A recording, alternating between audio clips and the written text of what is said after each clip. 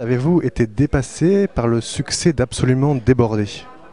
C'est évident que ça m'a surpris pour la bonne raison que bon, quand le livre est sorti, je pensais qu'il allait faire 700 exemplaires, la moitié des gens de ma famille, mais élargie, qui allaient en acheter plein parce que sinon ça aurait fait un flop. Et c'est vrai que déjà que 8500 ait été vendus avant le mois de juillet, c'était énorme.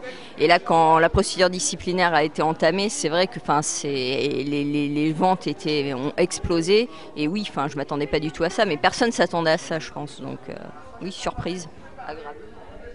Êtes-vous satisfaite de l'issue de la procédure disciplinaire, justement? Moi j'ai été suspendue, je considère que cette suspension n'est illégale, donc je l'ai portée devant le tribunal administratif.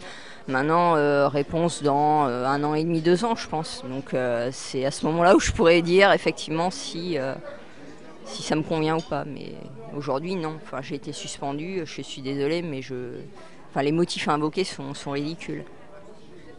Que savez-vous du film qui va être adapté de votre livre?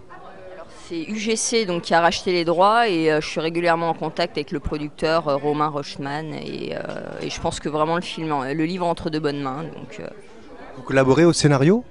a priori oui. Conseilleriez-vous à un jeune diplômé aujourd'hui de passer les concours de la fonction publique territoriale? Alors s'il a vraiment envie, si vraiment il est motivé pour travailler dans le public, oui évidemment de toute façon. Ensuite je lui conseillerais de ne pas écouter ce qu'on dit, à savoir il faut attendre 3 ans avant de changer de poste. Si vraiment il se sent mal dans un poste, de toute façon au bout de 6 mois il verra s'il peut améliorer, c'est dans les 6 mois. Moi je pense avoir trop attendu. On m'avait dit d'attendre 3 ans pour une procédure de détachement et j'aurais dû partir bien avant. Pour vous, la fonction publique, est-ce que ça reste une sorte d'idéal? Ça devrait. En théorie, oui, parce qu'on sert le public, on travaille pour l'intérêt général et que c'est quand même très satisfaisant de faire ça. Maintenant, en pratique, malheureusement, il y a quand même beaucoup de vices.